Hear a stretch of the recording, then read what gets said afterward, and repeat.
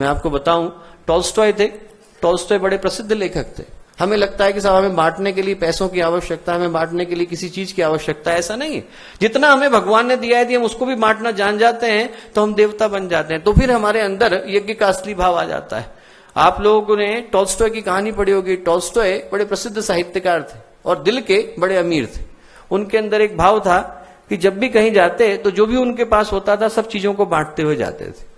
एक दिन वो निकले तो उनकी पत्नी ने कहा कि साहब आप पीछे के दरवाजे से निकला करो, आप निकलते हो हमेशा खाली होकर के आ जाते हो, बड़ी दिक्कत आती है। पीछे के दरवाजे से निकले तो लोग पीछे की तरफ लाइन लगा के खड़े हो गए और उनने देना शुरू करा। उनने अपने पैसे दिए, बटुआ दिया, किसी को जो है उनने अपना स्वेटर दे दिया, किसी को टोपी दे दी, कोट दे दी, खाली हो गए।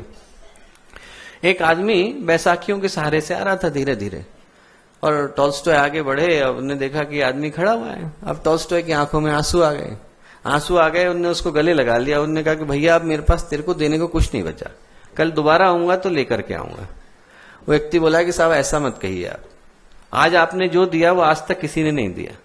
बोले साहब पैसे देने वाले बहुत मिले, प्यार देने वाला पहली बार मिला है। तो दोस्तों, प्यार देने वाला हम में से हर कोई बन सकता है। पैसा नहीं हो हमारे पास कोई दिक्कत की बात नहीं, विद्या नहीं हो हमारे पास कोई दिक्कत की बात नहीं है, हमारे पास बहुत ज्यादा संपदा नहीं हो कोई दिक्कत की बात नहीं है। भावनाएं हम में से हर व्यक्ति लेकर के आया है। हम में से हर व्यक्ति दो हाथ लेकर के आया है। हम में से हर व्यक्ति दूसरे व्यक्ति के कष्ट को हटाने के लिए दो हाथ बन सकता है, उसके आंसू पोंछने वाला हाथ बन सकता है, उसका कष्ट हटाने वाला हाथ बन सकता है। इतना हम में से हर व्यक्ति बन सकता है। और जिस दिन हमारे अंदर ये भाव आ जाता है दोस्तों, उस दिन हम लोग यज्ञ की असली शिक्षा को समझ जाते हैं। यज्ञ की असली शिक्षा यही है, देवीय भावनाओं को अपने अंदर धारण करना, देने की भावना को अपने अंदर धारण करना, उदारता की भावना को अपने अंदर धारण करना, मानवता की भावना को अपने अंदर धारण करना। ये यज्ञ की पहली शिक्षा है।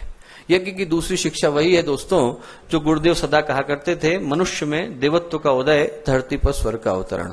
हमें देखने में आसान सा लगता है, देखने में आसान नहीं है।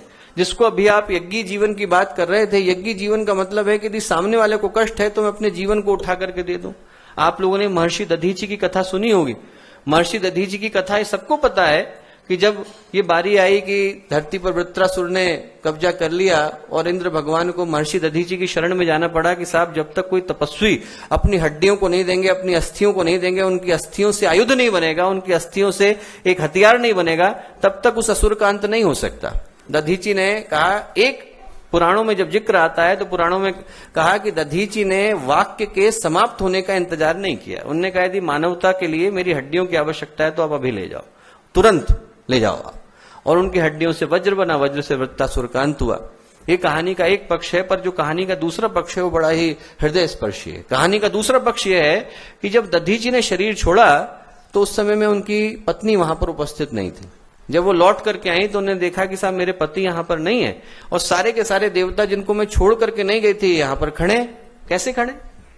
तो उन्होंने इंद्र की ओर आश्चर्य भरी दृष्टि से देखा और पूछा मेरे पति कहां गए? तो इंद्र ने ये नहीं कहा कि आपके पति नहीं रहे। इंद्र ने कहा आपके पति यज्ञ करने के लिए गए, आपके पति यज्ञ करने के लिए गए। दोस्तों, जब हम अपना जीवन समाज के लिए अर्पित कर देते हैं, ये राह नहीं है फूलों की, कांटे ही इस पर मिलते हैं। जिस दिन हम अपने जीवन को, अपनी सोच को समाज के लिए अर्पित कर लेते हैं, हम यज्ञ के पथ पर आगे बढ़ जाते हैं। जिस दिन हमारे अंदर ये भाव आ जाता है कि साहब हमको जो मिला है परमात्मा की ओर से हम समाज को देने के लिए तत्पर हो जाते हैं, उस दिन हम यज्ञ के पथ पर आगे बढ़ जाते हैं। और ये तो यज्ञ के पीछे का दर्शन है, यज्ञ के पीछे की सोच है, यज्ञ के पीछे का भाव है। और जो यज्ञ का अपना कर्मकांड है, जब हम यज्ञ का कर्मकांड कर रहे हैं तो उसके कर्मकांड का प्रत्येक स्टेप, उसके कर्मकांड का प्रत्येक सोपान, उसके कर्मकांड का प्रत्येक चरण अपने आप में एक नई शिक्षा को देकर के जाता है। दोस्तों, हम लोग यज्ञ करते हैं तो हम लोग यज्ञ में करते क्या है? हम लोग अग्नि को जलाते हैं, मंत्रों का उच्चारण करते हैं और हवन सामग्री को उसके अंदर डालते हैं। क्यों करते हैं? आग जलाते हैं दोस्तों। यज्ञ की जो अग्नि जलती है वो हमें 3 शिक्षाएं देती है। यज्ञ की अग्नि जलाने के पीछे के 3 भाव हैं। क्या? पहला तो है गर्मी प्रदान करना। जहां कहीं पर भी ठंडी हो, जहां पे भी जैसे ही थोड़ी सी आग पहुंचती है वहां पर गर्मी आ जाती है। और यज्ञ से जो मिलने वाली अग्नि है, यज्ञ से जो जलने वाली अग्नि है, वो हमें शिक्षा देती है दोस्तों। वो ये शिक्षा देती है कि हम भी अपने विचारों के अंदर गर्मी लाएं, हम भी अपनी सोच के अंदर तेजस्विता लाएं, प्रखरता लाएं। आदमी की जिंदगी में यदि उमंग और उत्साह चला जाता है, उल्लास चला जाता है, अंदर का भाव चला जाता है, तो आदमी वहीं ठंडा हो जाता है। पानी एक जगह पर रुक जाता है तो फिर नाले में बदल जाता है, वहां पे मक्खी मच्छर फैलते हैं, बीमारियां आती हैं, बदबू आती है। और वही पानी जो है बहने लग जाता है तो नदी में बदल जाता है, प्रपात में बदल जाता है, प्रवाह में बदल जाता है, लाखों लोगों का कल्याण करता है।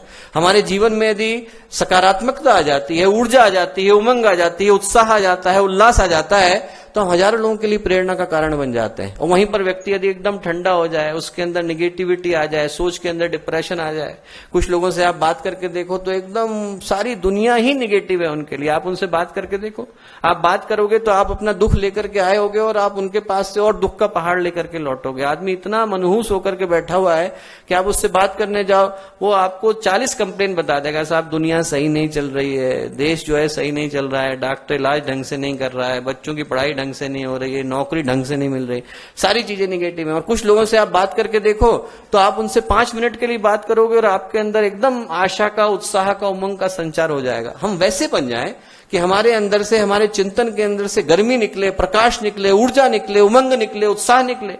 जब व्यक्ति के अंदर से उमंग और उत्साह निकलती है दोस्तों, तो चाहे उसकी उम्र 120 वर्ष की क्यों ना हो, वो अभी भी युवा है। और नहीं तो यदि आदमी 18 वर्ष का हो गया और उसके अंदर नेगेटिविटी आ गई, उसके अंदर सोच में एकदम ठंडापन आ गया, तो 18 वर्ष में बूढ़ा हो गया। इस देश ने हमेशा से इसके ऊपर भरोसा नहीं किया कि आदमी की उम्र क्या है। उम्र चाहे जो भी हो, हमारी दृष्टि में वो युवा रहे। 89 वर्ष की उम्र में तुलसीदास जी ने रामचरितमानस को लिखना शुरू करा। 90 वर्ष की उम्र में तेलंग स्वामी ने दीक्षा ली। 120 वर्ष की उम्र में उन्होंने जाकर के समाधि को प्राप्त किया। 118 वर्ष की उम्र में नागार्जुन जब पूरी जिंदगी पढ़ाते रहे नालंदा विश्वविद्यालय में, और उनको लगा कि मेरे पढ़ाए हुए 8 विद्यार्थी जो हैं वो कुलपति थे नालंदा विश्वविद्यालय के, और उनको लगा कि मेरे पढ़ाए हुए 8 विद्यार्थी जो है वो निर्वाण को प्राप्त हो चुके हैं और मैं अभी तक सिर्फ इस पर लेक्चर ही दे रहा हूं, छोड़ करके निकल गए नागार्जुन। 118 वर्ष की उम्र में और 136 वर्ष की उम्र में समाधि को प्राप्त हुए। तो दोस्तों, हमारे यहाँ उम्र से ये नहीं तोला जाता कि आदमी युवा है कि नहीं। जिस दिन उसके मन में उमंग आ गया, उत्साह आ गया, उल्लास आ गया, उस दिन वो युवा हो जाता है। तो पहली बात जो यज्ञ की अग्नि हमें शिक्षा देती है, वो ये देती है कि हमारे विचारों के अंदर तेजस्विता आए, हमारे चेतना के अंदर प्राण आए, हमारी सोच के अंदर उमंग आए, उत्साह आए, उल्लास आए। और दूसरी चीज प्रकाश। जहां कहीं भी अंधेरा हो, अग्नि आए, आग आए, एकदम उजाला हो जाता है। कितने भी वर्षों का अंधेरा हो, वहां पे सैकड़ों वर्षों से अंधेरा छाया हुआ हो, यदि 1 सेकंड में आग जलाओ आप, तुरंत प्रकाश आ जाएगा।